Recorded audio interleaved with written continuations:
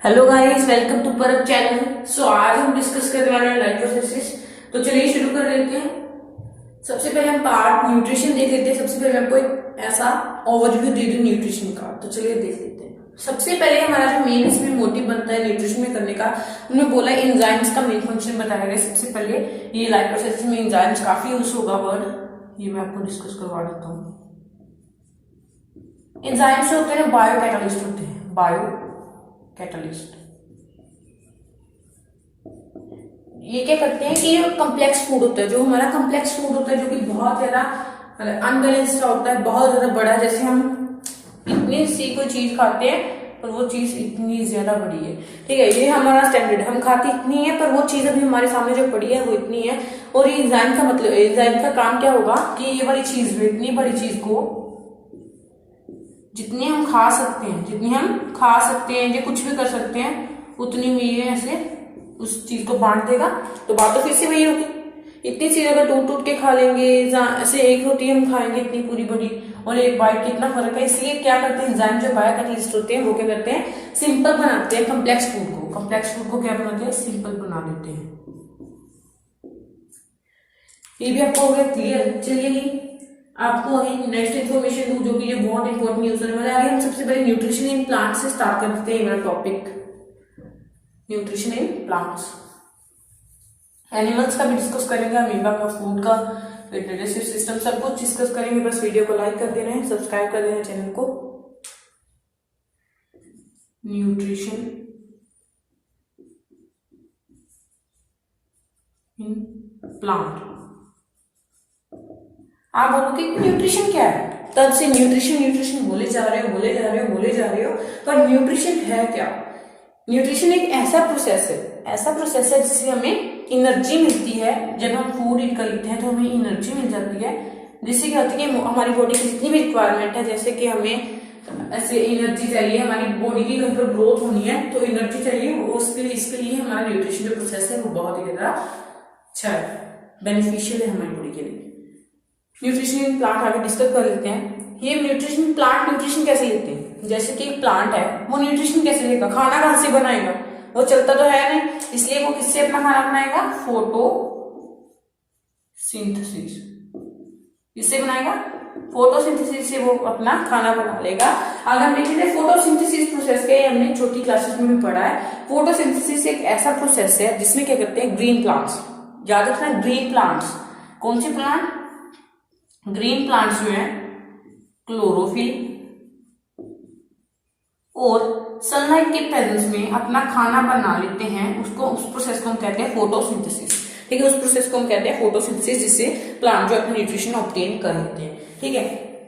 ये था हमारा छोटा सा भी मैंने ओवरव्यू दिया है न्यूट्रिशन इन प्लांट्स का, ठीक है। अभी मैं आपको एक और इम्पोर्टेंट चीज बता दूं, जो कि आपके बुक से हिसाब से है। एक स्टार्च, जब प्लांट में बहुत सारी एनर्जी रिलीज हो जाए, जैसे कि प्लांट्स को भी 5% चाहिए बट 50% जो है एनर्जी रिलीज हो गई है, 50% रिलीज हो गई है, तो प्लांट स्टोर कैसे करेगा, उसको स्टार्च की फॉर्म में स्टोर करेगा। इसकी फॉर्म में करेगा, स्टार्च की फॉर्म में जो है प्लांट उसको अपने अंदर से करेगा, स्टोर कर लेगा, ठीक है। ये हो गया हमारा ये वाला भी। आगे आप बोलोगे कि अगर प्लांट इसमें करते हैं तो अगर एनिमल्स में ऐसे हो जाए, एनिमल्स को चाहिए 5%, जैसे हमें ह्यूमन बींग्स को, एनिमल को चाहिए 5%, तो हो गई 50%, वो कैसे करेगा, वो भी स्टार्च कैसे करेगा, नहीं, वो स्टार्च से नहीं करेगा, ह्यूमंस करेंगे। ये हो गया प्लांट्स की बात। ह्यूमंस किससे करेंगे या एनिमल्स किससे, एनिमल जो पर्टिकुलर वर्ड हम यूज करते हैं यहाँ पे, क्योंकि वो मोस्टली लिविंग होते हैं। एनिमल किससे करेंगे, ग्लाइकोजन की फॉर्म में, ग्लाइकोजन की फॉर्म में जो क्या करेंगे, अपना फूड जो है स्टोर करेंगे, ग्लाइकोजन। स्पेलिंग में थोड़ी मिस्टेक है, GLY, ठीक है। ग्लाइकोजन की वो फॉर्म में अपना जो है एनिमल्स जो है अपना फूड स्टोर कर लेंगे, ठीक है। ये भी आपको हो गया क्लियर। और मुद्दे की बात जो है मैंने ओवरव्यू के बाद आपको बताया नहीं कि फोटोसिंथेसिस प्रोसेस क्या है। अभी हम इसको पूरा डिटेल में डिस्कस कर लेते हैं। तो चलिए इसको मैं थोड़ा इरेज कर देता हूं। अब अच्छे तरीके से पूरा ये टॉपिक करेंगे, कोई भी वर्ड मेन वाला डिस्कस नहीं करेंगे, सारा फोटोसिंथेसिस के बारे में भी पढ़ेंगे, ठीक है। फिर अभी फोटोसिंथेसिस का सबसे पहले हमें फॉर्मूला रन कर लेना है। इसे जो रिएक्शन होता है फोटोसिंथेसिस का 6CO2 plus H2O in the presence of chlorophyll और सनलाइट। फिर क्या फॉर्म हो रहा है, ग्लूकोज फॉर्म हो रहा है, ऑक्सीजन प्लस वाटर, ये जो सभी प्रोडक्ट्स हैं वो फॉर्म हो रही है। हमें अच्छे तरीके से लर्न कर लेना है। ये वाला फॉर्मूला जो है हमारा मेन है। सबसे पहले फोटोसिंथेसिस प्रोसेस क्या है इसको हम देख लेते हैं। वो हमने देख लिया है कि फोटोसिंथेसिस एक ऐसा प्रोसेस है जो कि क्लोरोफिल और सनलाइट की प्रेजेंस में होता है, और जो ग्रीन प्लांट्स है, ग्रीन प्लांट्स जो अपना खाना बना लेते हैं, ये हमारा फोटोसिंथेसिस का कुछ रिएक्शन है। इसमें क्या होता है कि इसको कार्बन डाइऑक्साइड वाटर प्लांट्स ले लेते हैं, सनलाइट और क्लोरोफिल की प्रेजेंस में वो अपना फूड बना लेते हैं, C6H12O6, और वाटर भी अपना कुछ स्टोर करने के लिए बना लेते हैं या कुछ लेने के लिए ट्रांसपिरेशन जो करते हैं इसकी, ठीक है, और ऑक्सीजन कुछ रिलीज करते हैं। ये उसका वेस्ट प्रोडक्ट है। उसके हिसाब से जो ऑक्सीजन है वो वेस्ट है, बट थोड़ी ये ऑक्सीजन उसके हिसाब से बेनिफिशियल भी है बट वेस्ट भी है, ठीक है। अभी हम देख लेते हैं नेक्स्ट प्रोसेस, ठीक है। फोटोसिंथेसिस ये तो हमारा हो गया, ठीक है। अभी फोटोसिंथेसिस होता कैसे है, क्या क्या उसमें जरूरी चीजें हैं वो हम देख लेते हैं। सबसे पहले आपको जो मेन क्वेश्चन कई बार आ जाता होता है कि फोटोसिंथेसिस में कौन कौन सी चीजें की जरूरत है, जो कौन कौन से बाय प्रोडक्ट ऐसे जो रिक्वायरमेंट्स हैं रॉ मटेरियल की, कौन कौन सी जरूरत है। सबसे पहले हम CO2 जो बहुत इंपॉर्टेंट है, उनको वाटर भी चाहिए, CO2 भी चाहिए, सनलाइट भी चाहिए और क्लोरोफिल भी चाहिए। क्लोरोफिल लिख दिया, यहाँ हमने वो लिख दिया, ग्रीन प्लांट लिख दिया, बात एक ही है, ठीक है। क्लोरोफिल लिख दिया या ग्रीन प्लांट लिख दिया, क्योंकि ग्रीन प्लांट में ही क्लोरोफिल जो है प्रेजेंट होती है। ऐसे आपको अच्छे तरीके से लिख देना। नेक्स्ट, अभी आपकी बुक में 3 इवेंट्स दिए हैं जो कि फोटोसिंथेसिस की जब होती है तब होते हैं, वो भी डिस्कस कर लेते हैं। इसमें क्या होता है कि absorption of light by chlorophyll, इसको थोड़ा इरेज कर देते हैं। जैसे एक प्लांट है, ठीक है, आपके सराउंडिंग में भी आप काफी प्लांट्स होंगे, ठीक है, वो क्या करते हैं सबसे पहले एब्जॉर्ब करते हैं सनलाइट को। उसका सबसे मतलब कि फर्स्ट स्टेप करने वाले कि प्लांट सबसे पहले करते क्या है, जैसे कि प्लांट है, इसमें है क्लोरोफिल, ये है हमारी सनलाइट, ये इस पे आ रही है, ये एब्जॉर्ब कर रहा है। जो ये प्लांट है ना, ये क्लोरोफिल को एब्जॉर्ब, क्लोरोफिल की प्रेजेंस में सनलाइट को एब्जॉर्ब कर रहे हैं, ठीक है, ये भी हमारा हो गया। नेक्स्ट है conversion of light energy into chemical energy.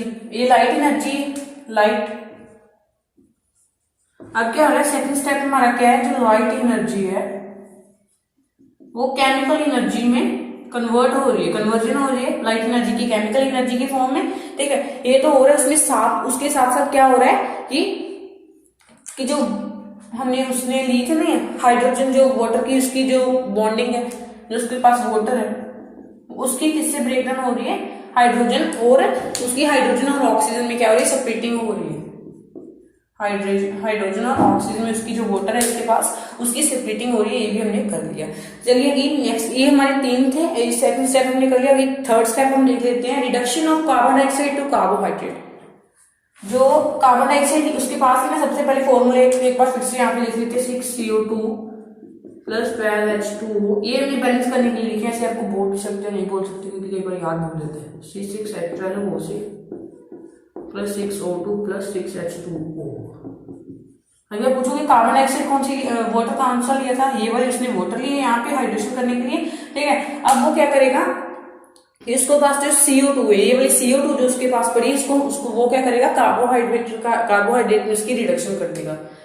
जो ये CO2 है उसकी कन्वर्जन या रिडक्शन कर देगा कार्बोहाइड्रेट,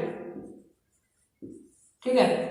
ये भी हमारा हो गया, उसने CO2 को कार्बोहाइड्रेट में बदल दिया। जो लाइट एनर्जी उसने ली थी क्लोरोफिल की प्रेजेंस में, उसका क्या किया, उसने इसका कन्वर्जन करवा के वाटर को हाइड्रोजन और ऑक्सीजन के मॉलिक्यूल्स में बांट दिया। और क्या हुआ साथ में हमारा CO2 जो कार्बोहाइड्रेट में बदल गया, सेपरेटिंग हो गई वाटर मॉलिक्यूल की। सबसे स्टेप क्या था हमारा, लाइट एब्जॉर्ब कर ली इसने। ये भी हमारे हो गए 3। अभी आपको एक क्वेश्चन नीचे उन्होंने दिया है, आपकी बुक में ही दिया है, ठीक है, वो डिस्कस कर लेते हैं। कहते कि जो डेजर्ट प्लांट है, मैं भी आपको क्वेश्चन डिस्कस करते हुए बताता हूँ। Why does desert plant take up carbon dioxide as night whereas other plants does not. कहते कि डेजर्ट प्लांट जो होते हैं वो अपना कार्बन डाइऑक्साइड रात को क्यों लेते हैं, इसका रीजन बताइए। बाकी प्लांट तो कार्बन डाइऑक्साइड रात को छोड़ते हैं, वो क्यूबिक लेता है? उसका कारण भी है कि वो इंटरमीडिएट मॉलिक्यूल बना लेते हैं। अभी बोलोगे इंटरमीडिएट क्या है? इंटरमीडिएट का मतलब है आधा अधूरा। जो डेजर्ट प्लांट्स है वो क्या करते हैं, वो आधा अधूरा जो है इंटरमीडिएट जो मॉलिक्यूल बना लेते हैं, ताकि जैसे ही वो कार्बन डाइऑक्साइड रात को ले लेते हैं, ठीक है, कार्बन डाइऑक्साइड रात को ले लेते हैं, कार्बन डाइऑक्साइड रात को ले लेते हैं, इंटरमीडिएट मॉलिक्यूल जो उनके पास बन जाता है। जैसे ही सुबह होती है, जैसे ही सुबह होती है इन डे, वो क्या कर लेते हैं, सनलाइट लेते हैं और अपना खाना बना लेते हैं और फटाफट से सारा काम कर लेते हैं। ठीक है, ये जी आपकी बुक में दिया हुआ है। ठीक है, अच्छे तरीके से मैंने आपको समझा रही है, एनर्जी एब्जॉर्ब करी। ठीक है, नेक्स्ट जो क्वेश्चन है वो है आपका व्हाट आर क्लोरोफिल। आपका क्लोरोफिल या क्लोरोप्लास्ट आ सकते हैं कि किसमें प्रेजेंट है। क्लोरोफिल एक ग्रीन पिगमेंट है, क्लोरोफिल एक ग्रीन पिगमेंट है जो कि फोटोसिंथेसिस के प्रोसेस में, फोटोसिंथेसिस कौन सा प्रोसेस है, ऐसा प्रोसेस है जिसमें जो प्लांट्स है वो अपना खाना बना लेते हैं। ये ग्रीन पिगमेंट कौन सी है, ये भी आपको क्वेश्चन आ सकता है। Name the green pigment which is very important for the synthesis of the food of the plant, that is chlorophyll. Chlorophyll एक ऐसी ग्रीन पिगमेंट है जो कि प्लांट को खाना बनाने के काम आती है। ठीक है, जिससे वो अपना न्यूट्रिशन ले लेता है, अपनी बॉडी की रिपेयर करता है, ग्रोथ करता है।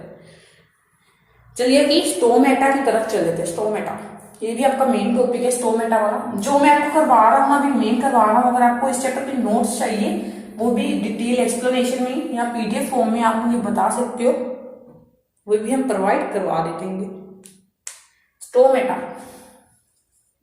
स्टोमेटा क्या है? स्टोमेटा आपने बहुत बार सुना हुआ है। स्टोमेटा एक टाइनी पोर्स होते हैं, ठीक है, इनविजिबल होते हैं। ऐसे मान लो लीफ है, इसमें टाइनी टाइनी पोर्स होंगे, ठीक है, टाइनी टाइनी पोर्स होंगे, जिसको हम कह देते हैं स्टोमेटा। स्टोमेटा की वजह से इसके दो फंक्शन है, ये भी आपको पेपर में एग्जाम में पूछे जा सकते हैं। ठीक है, वो भी हम डिस्कस कर लेते हैं। स्टोमेटा का फंक्शन क्या है? स्टोमेटा जो टाइनी पोर है इसका मतलब फंक्शन होगा, इसका फंक्शन क्या है कि ये exchange of gases, carbon dioxide ले लेता है और ऑक्सीजन छोड़ देता है, ऐसे कुछ करता है। ठीक है, एक्सचेंज ऑफ गैसेस। कई बार ये कार्बन डाइऑक्साइड छोड़ता भी है और कई बार ऑक्सीजन लेता भी है, कार्बन डाइऑक्साइड लेता भी है। ऐसे कुछ बहुत सारे प्रोसेस जो प्लांट में होते हैं, अभी तक आपको पता नहीं है। वैसे आपकी बुक के हिसाब से ये कार्बन डाइऑक्साइड जो है अंदर लेता है। ठीक है, कई बार कार्बन डाइऑक्साइड आपको छोड़ता भी। इसका मतलब कि आधा अधूरा काम है, आपने सिर्फ ये लिखना है कि एक्सचेंज ऑफ गैसेस होती है, क्योंकि आपने अगर ये लिखना है कि हाँ कार्बन डाइऑक्साइड ये छोड़ता है तो आपने रात का इन नाइट भी लिखना है साथ में। नेक्स्ट हम देख लेते हैं। नेक्स्ट इसका काम क्या है? ट्रांसपिरेशन। ट्रांसपिरेशन आप पूछोगे, कई बार आपको एग्जाम में पूछ लिया जाता है कि क्या ट्रांसपिरेशन रात को होती है?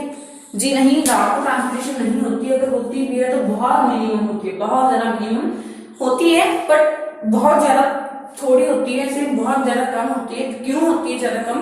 क्योंकि ट्रांसपिरेशन एक ऐसा प्रोसेस है जिसमें प्लांट जो अपनी वाटर वेपर जो है अपने खत्म करता है। वाटर वेपर प्लांट जो अपना जो उसमें पानी भरा हुआ है ना, जो प्लांट में पानी है प्रेजेंट, उसको जो क्या कहते हैं, अपनी जो ये डॉट स्ट्रक्चर है इसको बाहर निकालता है। ठीक है, ऐसे क्या होता है ट्रांसपिरेशन में? दिन में ये भी आपको क्वेश्चन आ सकता है कि दिन में ट्रांसपिरेशन ज्यादा क्यों होती है, रात में इतनी ज्यादा कम क्यों होती है? स्लो प्रोसेस, इतना ज्यादा स्लो रात को क्यों होता है? क्योंकि दिन में जो वेपर्स हैं वो सनलाइट की प्रेजेंस में क्या होते हैं, वेपर्स की जो वाटर मॉलिक्यूल है वेपर जैसे प्रेजेंट होते हैं। वेपर जो क्या करते हैं वो इवेपोरेट हो जाते हैं, वेपर इवेपोरेट हो जाते हैं, तो जल्दी जल्दी सारी ट्रांसपिरेशन हो जाती है। फॉर एग्जाम्पल ये हमारा प्लास्ट, ऐसे हमारे पास प्लांट है, ठीक है, इसने इसके पास ये पानी यहाँ पर चला गया, यहाँ पर, ये यहाँ पर, ये यहाँ पर, ये यहाँ पर, यहाँ से जल्दी जल्दी पानी एब्जॉर्ब हो जा रहा है। जितना ज्यादा पानी जल्दी जल्दी एब्जॉर्ब होगा उतना नीचे से आ जाएगा। ये किससे आएगा ये भी हम डिस्कस करेंगे रूट प्रेशर वाले टॉपिक की तरह और आयन कंसंट्रेशन की। ठीक है, वहां पर भी ट्रांसपिरेशन बहुत अहम भूमिका निभाती है। ठीक है, ऐसे जो क्या करेंगे ट्रांसपिरेशन, अगर ऐसे वहां से वेपर जल्दी इवेपोरेट हो जाएंगे तो जल्दी जल्दी ट्रांसपिरेशन हो जाएगी, जल्दी जल्दी जो प्लांट्स को सारे पार्ट्स को पानी मिल जाएगा। ये नहीं प्लांट्स पानी जो है खत्म कर रहे हैं, खत्म नहीं कर रहे, वो अपने अंदर पानी आने के लिए सब कुछ कर रहे हैं। ठीक है, खत्म करने के लिए नहीं कर रहे, ये नहीं है कि वो खेल रहे हैं, वो पानी अपने पूरे मतलब कि जो प्लांट्स अपना पूरा स्ट्रक्चर उसमें फैलाने के लिए सब कुछ कर रहे हैं, ताकि इसके जो each and every cell tissue body part में जितने भी सब कुछ उसमें प्रेजेंट है, स्क्लेरेन उसमें सभी में क्या हो जाए कि पानी भर जाए, इसकी नीड पूरी हो जाए। आगे आपकी बुक में एक डायग्राम दिया गया, ये भी आपको बहुत इंपॉर्टेंट है, ये आपको अच्छे तरीके से समझ लेना है।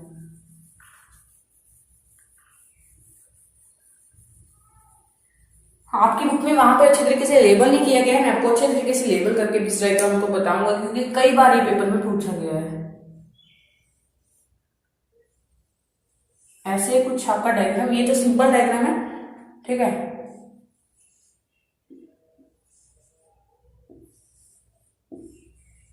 ऐसे यहाँ पे आपकी वो दी गई है,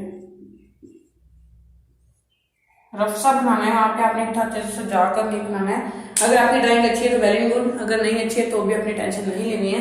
इसको हम कह देते हैं एपिडर्मल, एपिडर्मल सेल। इसको हम कहते हैं स्टोमेटल पोर, इसको हम कहते हैं क्लोरोप्लास्ट, ठीक है।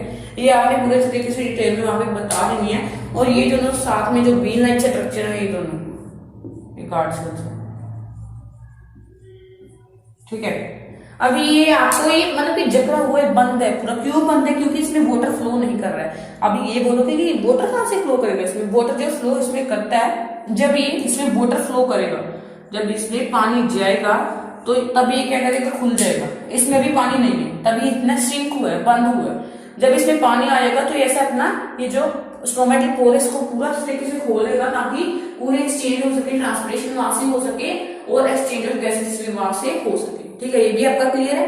आगे आपको आ सकता है कि गार्ड सेल कैसे ओपन क्लोज होते हैं, ठीक है। तो ये आ सकता है कि गार्ड सेल जो है, ओपनिंग ऑफ गार्ड सेल जो किसका फंक्शन है, opening and closing of stomatal pore किसका फंक्शन है, गार्ड सेल का फंक्शन है। जब इसमें पानी फ्लो करता है तब भी ओपन हो जाते हैं, स्वेल हो जाते हैं। तो अगर इसमें पानी नहीं फ्लो करेगा तो ये श्रिंक हो जाएंगे, बंद हो जाएंगे, अपना स्टोमेटल पोर जो है बंद कर देंगे। नेक्स्ट हमारा आ जाता है हेटरोट्रॉपिक न्यूट्रिशन। ये हमने अभी तक ऑटोट्रॉपिक न्यूट्रिशन पढ़ा। ऑटोट्रॉपिक न्यूट्रिशन ये होता है जब हम अपना खाना खुद बना लेते हैं। अभी हमारी टर्न है हेटरोट्रॉपिक न्यूट्रिशन की। चलिए देख लेते हैं।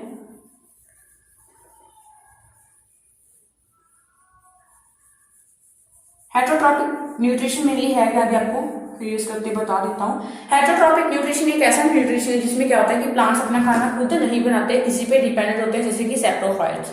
अभी मैं आपको 3 जो इसकी हेटरोट्रॉपिक न्यूट्रिशन की फॉर्म बताने वाला हूँ।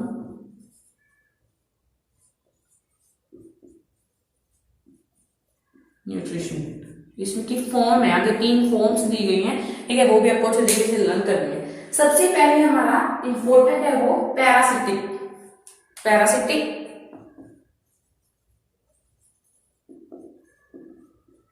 सैप्रोफाइटिक, और जो हमारा थर्ड है वो है होलोजोइक,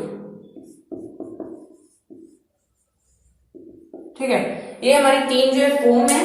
सबसे पहले हमारी कौन सी है, पैरासिटिक, सैप्रोफाइटिक, होलोजोइक। ऐसे आपको इसको इधर उधर करके लिख सकते हो, ठीक है।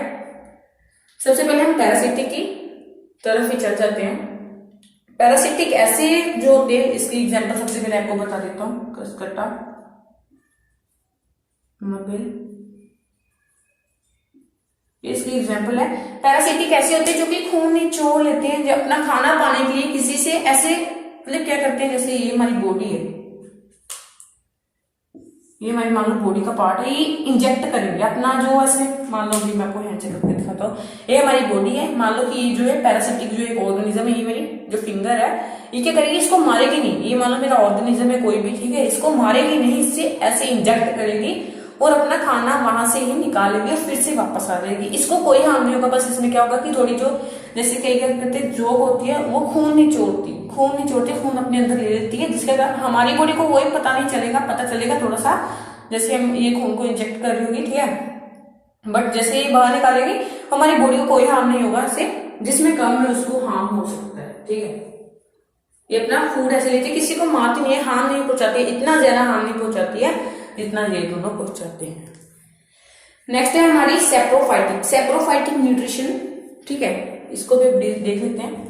सैप्रोफाइटिक न्यूट्रिशन आपको नाम से थोड़ा होगा कि जो पहले तो हमने पढ़ा था कि जो अपना खाना खुद नहीं बनाते हैं, बट हमने क्या अभी करना है, ये तो हमने हेटरोट्रॉपिक की पढ़ी थी न्यूट्रिशन की, इसकी ही डेफिनेशन में यहाँ पे बता रही थी। बट सैप्रोफाइटिक ऐसे कुछ नहीं है। ये क्या करते हैं कि सबसे पहले अपना फूड जो है ब्रेक डाउन करते हैं, सबसे पहले अपनी बॉडी के बाहर ही ब्रेक डाउन कर लेते हैं। जैसे हम क्या करते हैं, इतनी बड़ी जो रोटी होती है उसको छोटा सा टुकड़ा ले लेते हैं, ऐसे ये करते हैं, बट हम सैप्रोफाइटिक नहीं है क्योंकि ये बहुत छोटे से छोटा कर लेते हैं। ठीक है, अपनी सबसे पहले जो खाने का ब्रेक डाउन करते हैं फिर अपने अंदर निकलते हैं। ठीक है, सबसे पहले ये ब्रेक डाउन करेंगे फिर अंदर खाएंगे। इसकी एग्जाम्पल क्या है, ब्रेड मोड और ईस्ट और ब्रेड मोड। ठीक है, आगे होलोजोइक है, होलोजोइक भी बहुत इंपॉर्टेंट है।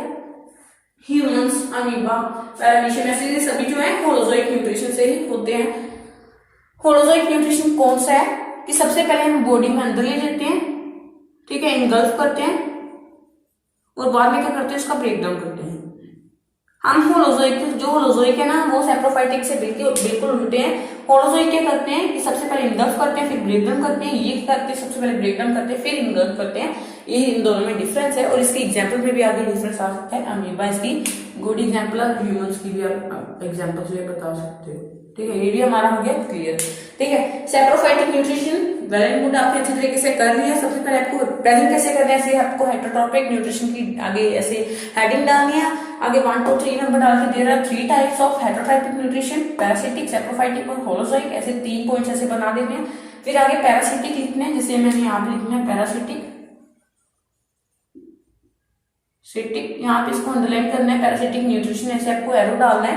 आज इसकी सबसे पहले डेफिनेशन दे रही है, parasitic nutrition is in the nutrition in which the plant suck the food from the body of another animal और organism by not harming it. ये होगी हमारी पैरासिटिक की डेफिनेशन। आगे इसकी अपनी एग्जाम्पल बतानी है। फिर ऐसे ही आपने सैप्रोफाइटिक यहाँ पे लिखना डेफिनेशन एग्जाम्पल है, होलोजोइक लिखना डेफिनेशन और एग्जाम्पल बता देगी। ये भी मैंने आपको प्रेजेंटेशन का भी तरीका बता दिया है। नेक्स्ट हम देखने वाले हैं, वो देखने वाले हैं अमीबा का फूड कैसे लेता है, अमीबा जो फूड इंगल्फ कैसे करता है, वो वाला जो पार्ट है देखने जा रहे हैं। तो चलिए वो भी देख लेते हैं। काफी इंटरेस्टिंग वीडियो है। Hope you are liking the video, you are not boring.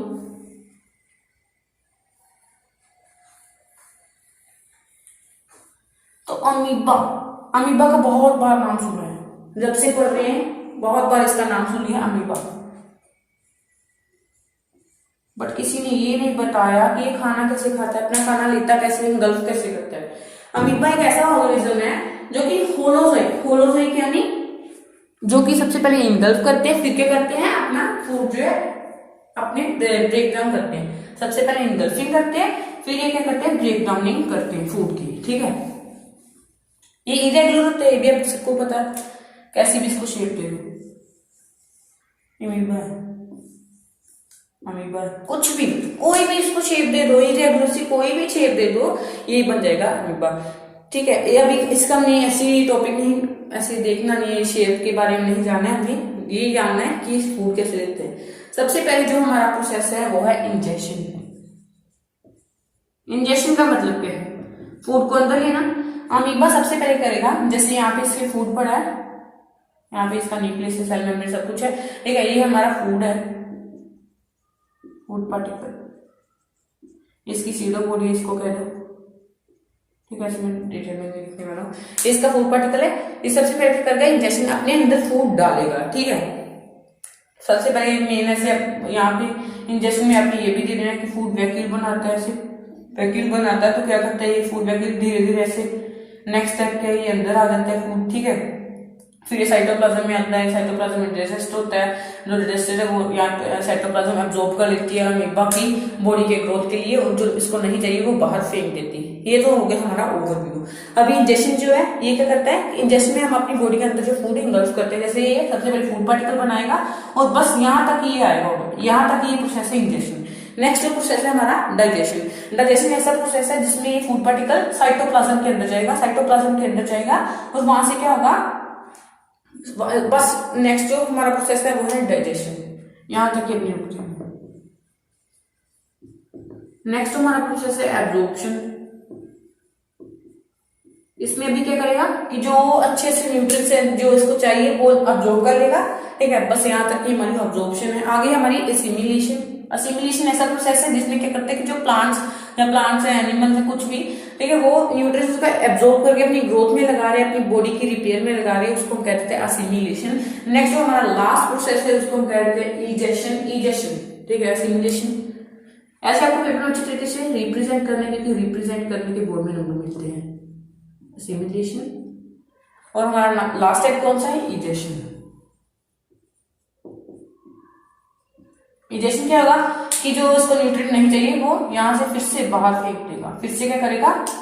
बाहर फेंक देगा। अब ये फूड नहीं रहा, फूड विदाउट न्यूट्रिएंट रहा, जो अमीबा को न्यूट्रिएंट नहीं चाहिए वो उसने बाहर फेंक देने हैं। ठीक है, ये भी आपको टॉपिक क्लियर है। तो जो हमारा न्यूट्रिशन वाला प्रोसेस है वो हमारा बक्कल कैविटी से स्टार्ट हो जाता है। किससे स्टार्ट होता है? बक्कल कैविटी से। बक्कल कैविटी मतलब के माउथ से स्टार्ट होता है हमारा बक्कल कैविटी। किसमें? माउथ से, यानी टीथ से।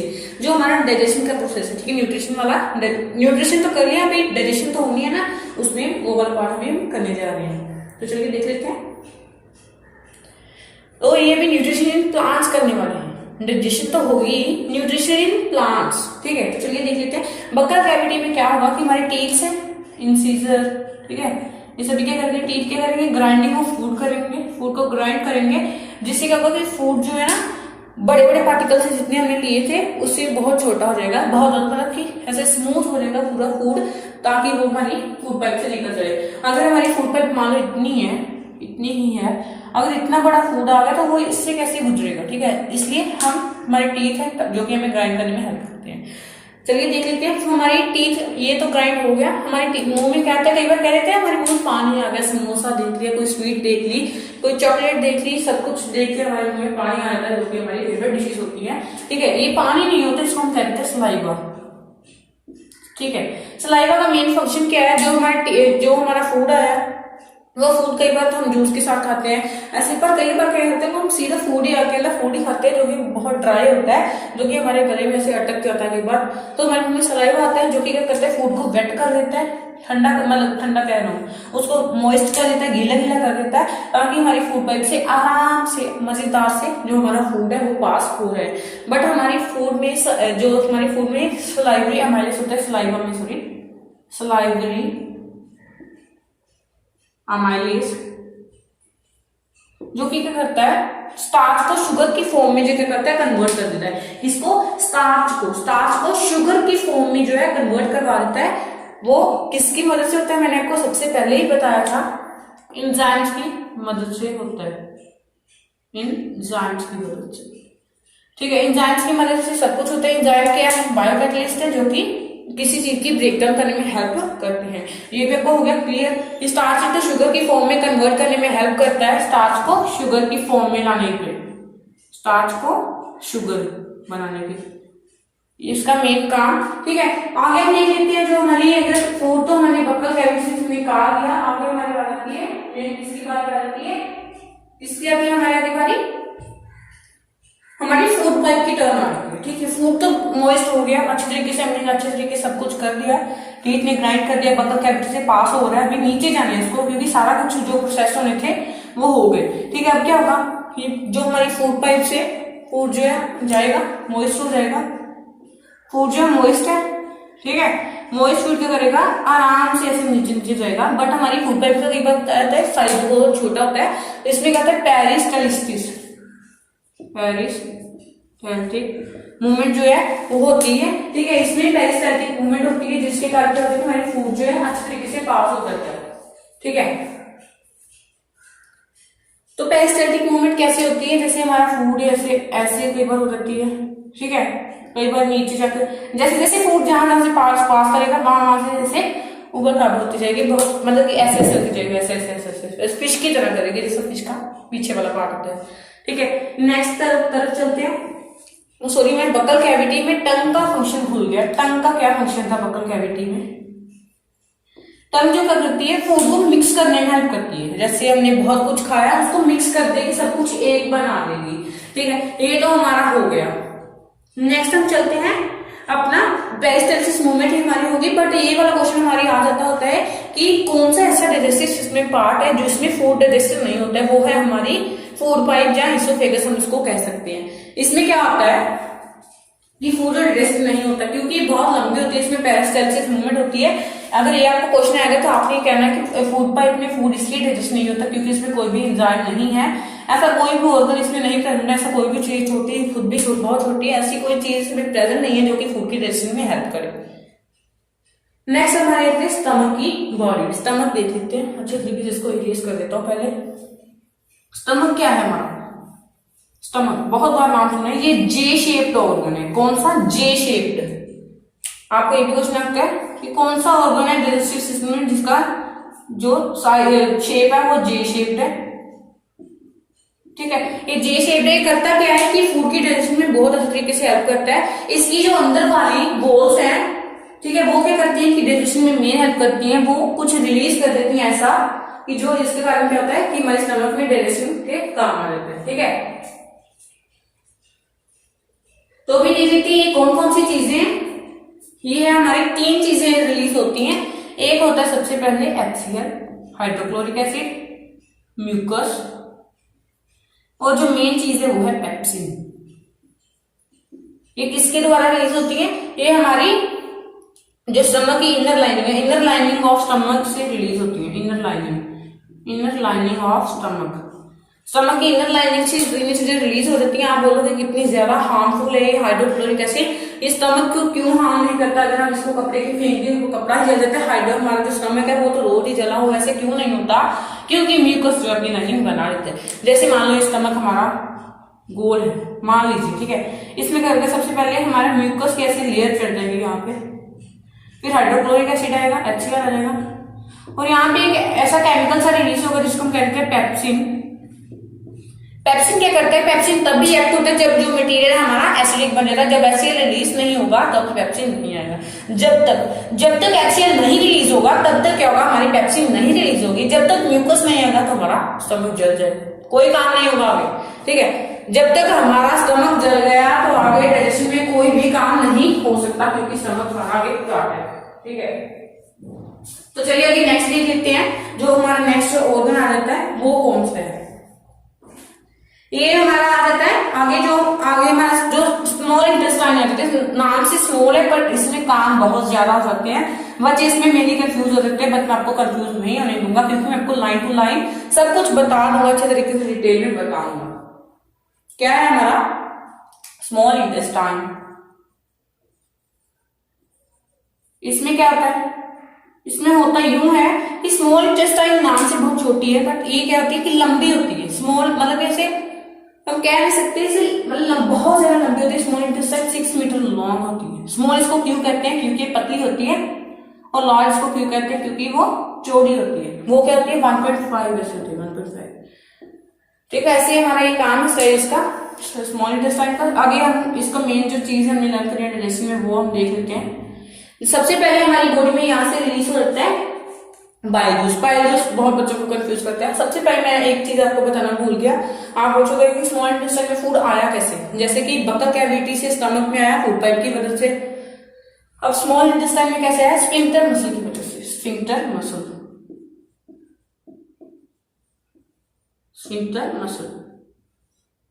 ठीक है, फूड इसमें आ गए, स्फिंक्टर मसल की मदद से आ गए, बाइल जूस जो रिलीज होंगे। आगे पूछोगे बाइल जूस की पूरी हिस्ट्री बताने वाला हूँ। बाइल जूस सिक्रीट कहां से होते हैं? लीवर से होते हैं। अगर ये ज्यादा निकल आए बच्चों को बहुत कंफ्यूजन हो जाती है। अच्छे तरीके से ध्यान से छोड़ो, जो आसपास हो रहा है उसको बिल्कुल नजरअंदाज करो। जो क्यों है बाइल जूस लीवर से सिक्रीट होता है, और अगर ये ज्यादा रिलीज हो जाएगा तब कहां पर स्टोर होगा? स्टोर कहां पर होगा? इसका स्टोर कहां पे? गोल ब्लैडर है। अगर हम इसको लेकर आना हो फिर से, अगर हमें नीड हो तो गोल ब्लैडर थोड़ा ना चल के आएगा, इसके लिए कोई डक्ट चाहिए, इसलिए कोई पाइप चाहिए, इसलिए ठीक है, वो हमारी होगी बाइल डक्ट। बाइल डक्ट क्या करेगी? गोल ब्लैडर से हमारी स्मॉल इंटेस्टाइन में आने पे हेल्प करेगी बाइल डक्ट। ठीक है, इसका भी काम हो गया। नेक्स्ट हमारा आ जाता है बाइल डक्ट। ऐसे आ गया, बाइल जूस तो आ गया। ठीक है, सब कुछ ये देख लिया हमने। बाइल जूस का फंक्शन क्या है ये तो बताओ, इतना इंपॉर्टेंट क्यों है? इतनी स्टोर होता है फिर से आता है, ये इसका फंक्शन क्या है वो भी आपको बता देते हैं। बाइल जूस क्या करता है कि इमल्सिफिकेशन ऑफ फैट करता है। बहुत बड़ा हो गया, ये बता देते हैं इसको भी क्या है। Emulsification of fat. सबसे पहले इमल्सिफिकेशन अगर आपको मतलब पता चल गया, सारी हिस्ट्री आपको बाइल जूस की कुंडली पता चल जाएगी। इमल्सिफिकेशन का मतलब है कि ब्रेकडाउन।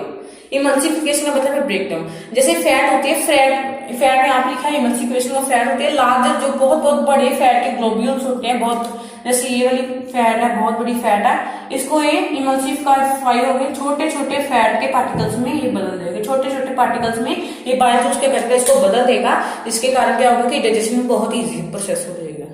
ठीक है, नेक्स्ट जो हमारा आता है बाइल जूस के साथ साथ आ जाता है बाइल सॉल्ट। बाइल सॉल्ट बहुत इंपॉर्टेंट फंक्शन प्ले करते हैं, वो भी देख लेते हैं। बाइल जूस तो क्या करते हैं, इमल्सिफिकेशन कर देते हैं, बट बाइल सोल्ट का क्या फंक्शन है, बाइल सोल्ट भी इसके साथ में आ जाते हैं, क्योंकि वो बहुत छोटे पार्टिकल होते हैं, सेमी परमिएबल मेम्ब्रेन से भी कई बार पास कर जाते हैं। अच्छे तरीके से इरेज कर दो, क्योंकि आपको विजिबिलिटी अच्छी नहीं हुई तो पढ़ाने का कोई मतलब ही नहीं है। अभी बाइल सॉल्ट के बारे में देख लेते हैं। बाइल सॉल्ट क्या करते हैं, बाइल सॉल्ट में क्या है कि वो जो हमारा स्टमक से HCl वाला फूड है, हमारे स्टमक में HCl वाला फूड है जो कि है एसिडिक, थोड़ा एसिडिक है, ठीक है, एसिडिक है, तो एसिडिक फूड को आइडिया होना है अल्कलाइन में चेंज, यानी अल्कलाइन का मतलब क्या है, मेन हमारा अल्कलाइन का मतलब है बेसिक। अभी एसिडिक फूड जो बाइल सॉल्ट जो क्या करेगा, एसिडिक को बेसिक में बदल देगा, यानी इसके पीएच को बढ़ा देगा। ये हमने एसिड बेस वाले चैप्टर में किया है, इसको बेसिक कर देगा, पीएच उसकी कम कर देगा। ठीक है, इसको एसिडिक को बेसिक में कर दिया। ये बेसिक में क्यों किया आप पूछोगे, इसको मतलब कि एसिडिक रहने देता तभी कोई फंक्शन है, इसके बेसिक का भी कोई क्या फंक्शन है, हाँ इसका फंक्शन है, फंक्शन क्या अभी बता देते हैं। क्या होता है मेनली कि पैंक्रियास जो है वो पैंक्रिएटिक जूस जो है वो रिलीज करता है,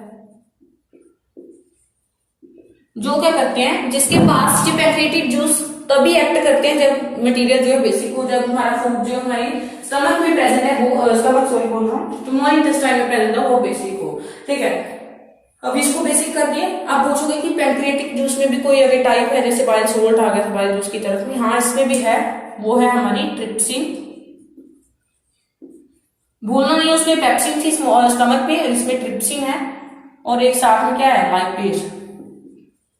ये क्या करेगी, प्रोटीन की ब्रेक डाउन करने में हेल्प कर देगा, प्रोटीन को ऐसे डाइजेशन, प्रोटीन्स की डाइजेशन करने में हेल्प करेगा, और लाइपेज क्या करेगा, डाइजेशन ऑफ फैट्स की डाइजेशन में लाइपेज जो हेल्प करेगा। ठीक है, ये भी आपको हो गया क्लियर, पैंक्रिएटिक जूस क्लियर।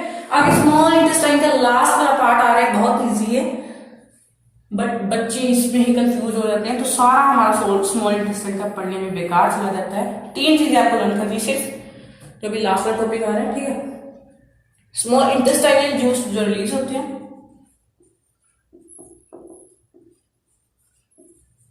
ठीक है, इंटेस्टाइनल जूस रिलीज होते हैं, ये 3 ब्रेक डाउन करते हैं। क्या करते हैं, प्रोटीन को अमाइनो एसिड में कर देते हैं, प्रोटीन्स को अमाइनो एसिड, फैट को फैटी एसिड और ग्लिसरॉल में कर देते हैं, और क्या कर देते हैं, कार्बोहाइड्रेट को ग्लूकोज की फॉर्म में जो है बदल देते हैं, कार्बोहाइड्रेट को ग्लूकोज की फॉर्म में क्या कर देते हैं, बदल देते हैं। ये भी आपको फिर से बनना है, मैंने अभी आपको बताया है, अगर नहीं आ रहा तो फिर से वीडियो देख लो। ठीक है, मैंने यहाँ पर लिखा नहीं है, सिर्फ आपको बताया, अभी आपको ये कमेंट बॉक्स में बताना की है क्या। ठीक है, आगे हम नेक्स्ट पर, ये जो हमारा क्वेश्चन साथ में आ जाता है, कई बार आ जाता है कि जो हमारे स्मॉल इंटेस्टाइन है वो हर्बीवोर्स यानी जो ग्रास खाते हैं उसमें बड़ी होती है, और जो ओमनिवोर्स होते हैं या कार्निवोर्स होते हैं उसमें क्या होता है कि जो स्मॉल इंटेस्टाइन है कई बार छोटी बड़ी होती है। इसमें क्यों होता है, क्योंकि हर्बीवोर्स में क्या करना होता है कि ग्रास खाना होता है, जिसमें क्या होता है, सेलुलोज होता है, बट ओमनिवोर्स और कार्निवोर्स में मेनली मीट ही खाना होता है, फ्लैश खाना होता है। मीट जो है इजीली डाइजेस्ट हो जाता है, बट सेलुलोज जो है इजीली डाइजेस्ट नहीं होता, इसलिए जो हर्बीवोर्स है उनकी जो स्मॉल इंटेस्टाइन ज्यादा बड़ी होती है ओमनिवोर्स और कार्निवोर्स की जैसे। नेक्स्ट हमारा लास्ट पार्ट इसमें आ रहा है, जो कि हमारी लार्ज इंटेस्टाइन में भी आपको बता देता हूँ, इसमें बहुत इजी है, ऐसा झमेला नहीं है स्मॉल इंटेस्टाइन की तरह। लार्ज इंटेस्टाइन में कई बार क्या होता है कि न्यूट्रिएंट्स जो इंपॉर्टेंट न्यूट्रिएंट है वो भी क्या चले जाते हैं, वेस्ट के साथ चले जाते हैं, इंपॉर्टेंट भी न्यूट्रिएंट जो चले जाते हैं साथ में, इसलिए करते हैं यहाँ पे ऐसी जो हमारी लार्ज इंटेस्टाइन है ऐसे बहुत सारी फिंगर लाइक प्रोजेक्शंस होती हैं। ऐसे फूड यहाँ से पास करेगा तो यहाँ से बहुत ज्यादा ऑब्जॉर्व कर लेगा और इसके साथ में ब्लड वेसल लगी होती हैं। इसको हम कहते हैं फिंगर लाइक प्रोजेक्शन का नोन एज विलाई। इसको क्या कहते हैं? Villi, VILL। ठीक है, ये विलाई होती है, ऐसे पास करके बीच में से सारे न्यूट्रिएंट एब्जॉर्ब कर लेते हैं और इसमें साथ में ब्लड वेसल जो कनेक्टेड होती हैं वो ईच एंड एवरी सेल और टिश्यू को क्या करती हैं? अपना फूड प्रोवाइड कर देती हैं। सपोज कि ये विलाई ना होती, अगर विलाई ना होती तो क्या होता है? ऐसे होती है हमारी लार्ज इंटेस्टाइन, सीधा फूड पास कर देता, कोई रीअब्जॉर्प्शन नहीं होती, सारे न्यूट्रिएंट जो हमारे विकास हो जाते जो हमने खाए होते। ठीक है, और बाद में क्या होता है? जब ये फूड पूरा तरीके से एब्जॉर्ब हो जाता है तो क्या होता है? एनस की तरफ से बाहर चला जाता है। ठीक है, हो गया सारा कुछ आपको क्लियर? ठीक है, तो रेस्पिरेशन देख लेते हैं अभी। रेस्पिरेशन में मेनली क्या होता है? होता कुछ ऐसा है कि रेस्पिरेशन प्रोसेस क्या, सबसे पहले ये देख लेते हैं कि सबसे पहले रेस्पिरेशन एक ऐसा प्रोसेस है जो कि O2 का अंदर लेना और फूड को ऑक्सीडाइज करवाना, ये हमारा रेस्पिरेशन मेन जो है इसको प्रोसेस कह देते हैं, रेस्पिरेशन इसको हम कह देते हैं। ठीक है, आगे हमारा जो फर्स्ट मेन टर्म इसमें आ जाती है वो है हमारी पायरुवेट। पायरुवेट एक मतलब 6 कार्बन मॉलिक्यूल्स है। ठीक है, सॉरी ग्लूकोज एक 6 कार्बन मॉलिक्यूल, ये हमें पता है। ग्लूकोज 6 कार्बन मॉलिक्यूल है, C6H12O6। एक ही बोला 6 कार्बन मॉलिक्यूल है क्योंकि इसमें C6 है, इसलिए हमने C6H12O6 को क्या करना है? इसको ये 6 कार्बन मॉलिक्यूल है, इसको 3 कार्बन मॉलिक्यूल्स में चेंज करना है। 3 कार्बन मॉलिक्यूल में चेंज करना है, जिसको हम कहते हैं पायरुवेट। ये क्या है? 3 कार्बन है, इसमें कार्बन 3 है, जैसे इसमें 6 लिखा है वहां पे पायरुवेट में क्या है? कार्बन 3 प्रेजेंट है। ठीक है, इसको हम कह देते हैं, ये जो मेन प्रोसेस है ये कहां पे होता है? ये भी आपको क्वेश्चन आता है। साइटोप्लाज्म में ये जो प्रोसेस है वो टेक प्लेस होता है। अब मैं बताऊंगा आपको कि पायरुवेट कितने प्रोसेस में चेंज होता है, एनारोबिक क्या होता है, एरोबिक क्या होता है, सब कुछ अभी आपको डिस्कस करवा रहा हूं। अभी सबसे पहले हम देख लेते हैं एनारोबिक क्या है और एरोबिक क्या है।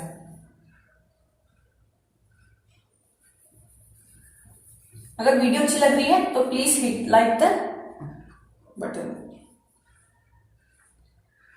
क्या हो रहा है? सबसे पहले एक हमारी है एरोबिक,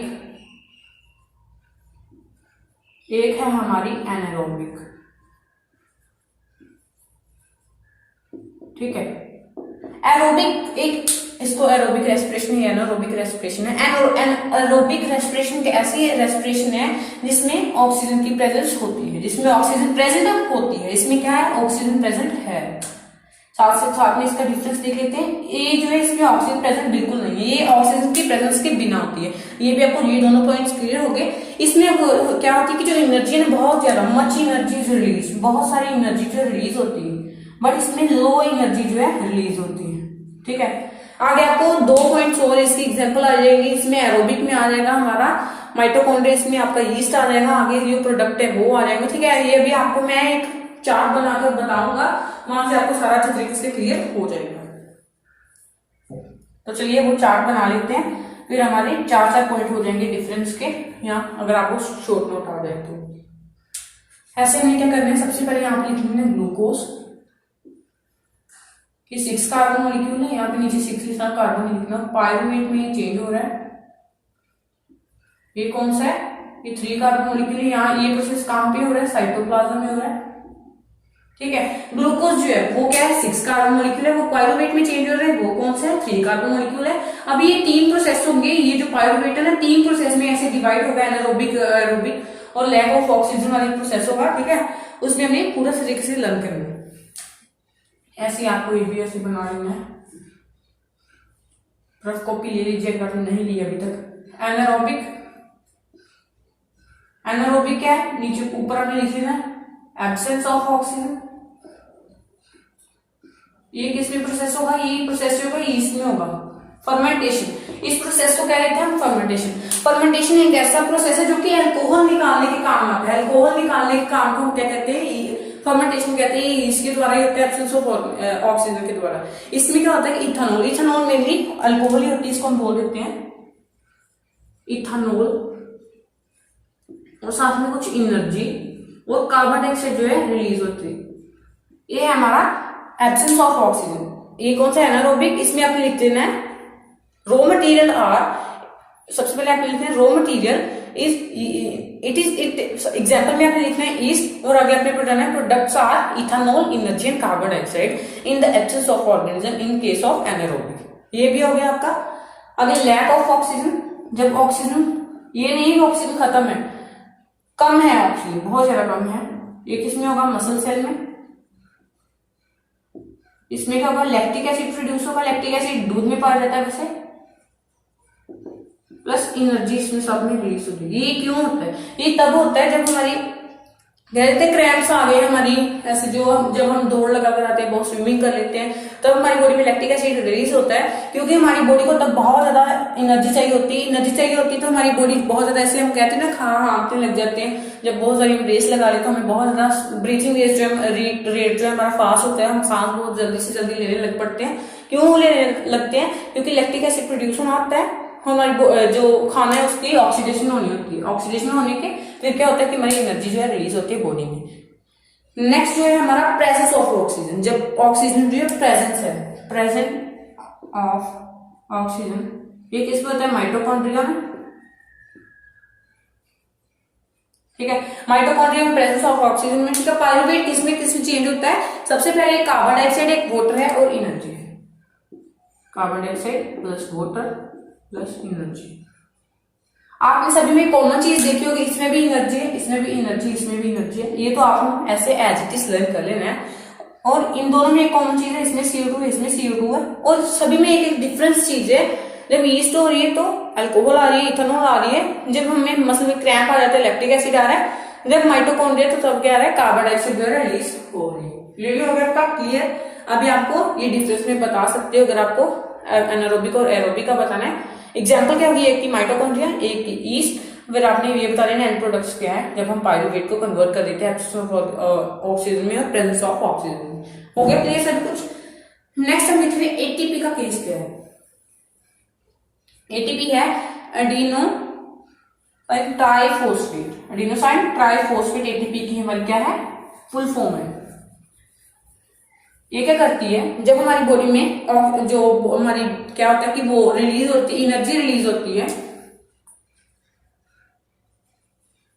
एनर्जी हमारी बॉडी में एटीपी की फॉर्म में, एटीपी की फॉर्म में नहीं होती, एडीपी की फॉर्म में होती है। वो आपको बताता हूँ, पर आपने पेपर में लिखना है एटीपी ही फॉर्म में लिखना है, क्योंकि अभी आपकी बुक में, अभी हायर क्लासेस में आप ये एटीपी पढ़ोगे।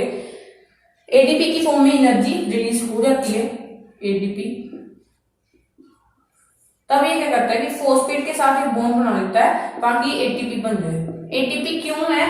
क्योंकि जब बहुत ज्यादा एनर्जी, जब हमें जरूरत से ज्यादा एनर्जी हमारी बॉडी में रिलीज होनी शुरू हो जाए तो एक फॉस्फेट साथ करके एटीपी की फॉर्म में कन्वर्ट होता है। बट अगर ये हमारी बॉडी में पूरी एनर्जी खत्म हो गई है, अब एटीपी बचा है, बट हमारी बॉडी में अभी एनर्जी रिलीज नहीं हो रही है, तो क्या करेगा? एटीपी क्या करेगा? एटीपी एक फॉस्फेट हटा देगा, फॉस्फेट बाहर निकल जाएगा और एटीपी की फॉर्म में एनर्जी निकल जाएगी जो हम यूज करेंगे। ठीक है, ये एनर्जी की, ठीक है, जो ये आपकी बुक में दिया 30.5 किलो जूल मोल पर सेकेंड, ये आपकी एनर्जी रिलीज होती है बॉडी में। नेक्स्ट जो हम पढ़ने वाले हैं वो है हमारा एक इंपॉर्टेंट क्वेश्चन है, जो कि रेस्पिरेशन के केस में बहुत ज्यादा इंपॉर्टेंट हो सकता है, एग्जाम में कई बार पूछा गया है। क्या है? कहते कि क्या प्लांट्स दिन को कार्बन डाइऑक्साइड नहीं छोड़ते? क्या प्लांट्स दिन में, डे में कार्बन डाइऑक्साइड नहीं निकालते? क्या हमें तब रेस्पिरेशन नहीं होती? ठीक है, रेस्पिरेशन रात को तो होती है। रात को जो हमें पता है कि रात को क्या होता है, नाइट को कार्बन डाइऑक्साइड निकलती है, ये हमें पता है। बट रात को फोटोसिंथेसिस नहीं होती, ये भी हमें पता है। बट डे को कहते हैं फोटोसिंथेसिस भी होती है। डे को फोटोसिंथेसिस होती है बट रात को नहीं होती। रेस्पिरेशन दोनों टाइम होती है, बट कहते कि दिन में प्लांट कार्बन डाइऑक्साइड क्यों नहीं छोड़ता, इसका भी रीजन देखने जा रहे हैं। दिन को प्लांट, जब डे होता है तो प्लांट कार्बन डाइऑक्साइड इसलिए नहीं छोड़ता। देखो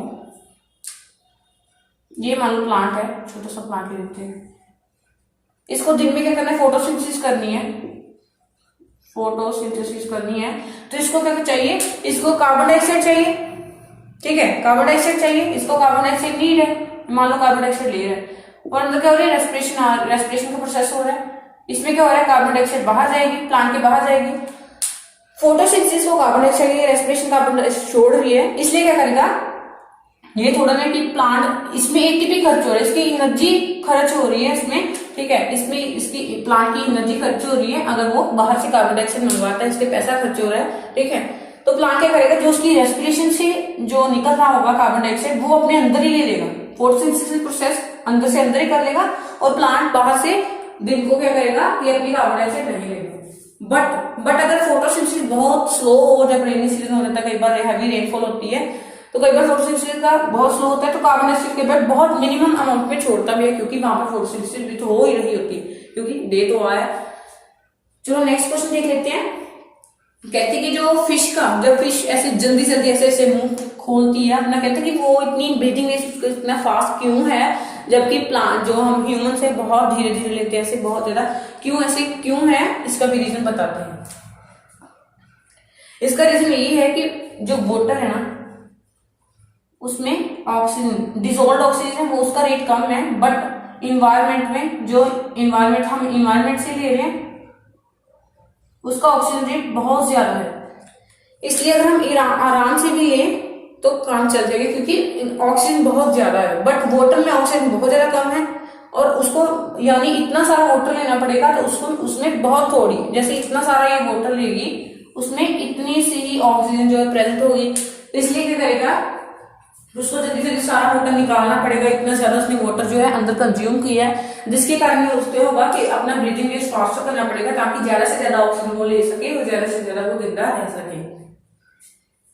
नेक्स्ट हमारा ह्यूमन का आ जाता है। ह्यूमन का आगे ये है कि कैरेक्टरिस्टिक्स बताने हैं रेस्पिरेटरी सिस्टम की, ये आपकी बुक में डायग्राम भी दिया गया है, वहां से आप देख सकते हो, ये तो इंटरनेट पे सर्च कर सकते हो आप।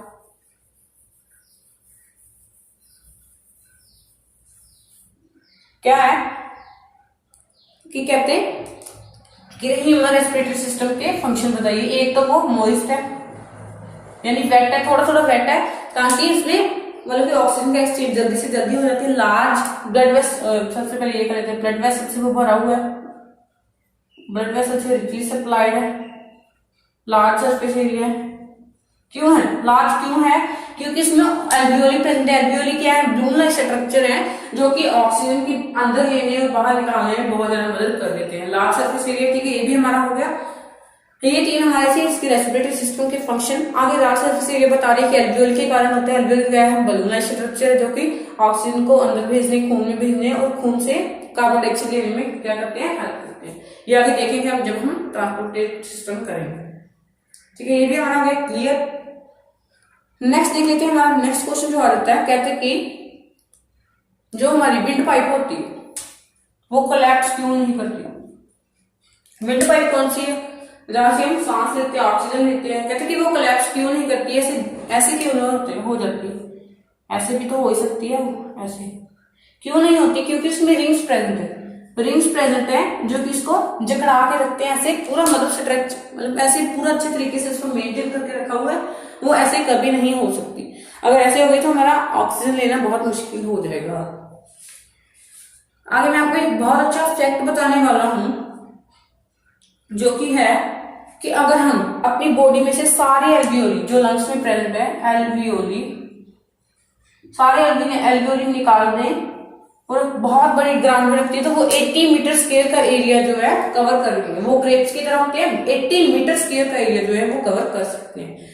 आगे मैं आपको ऐसे ऑलरेडी बता देता हूँ कि कैसे कैसे जो पैसेज हो जाते हैं। सबसे पहले हमारी एयर जाती है नेसल पैसेज में, उसकी आगे क्या जाती है, फेरेंक्स, फिर लेरेंक्स, फिर ट्रैकिया, ठीक है, फिर आगे ब्रोंकी, ब्रोंकियोल्स, एल्वियोली।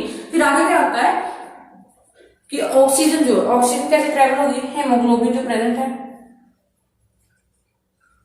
हेमोग्लोबिन के द्वारा हो जाएगी, वो ट्रांसपोर्ट करवा देगा।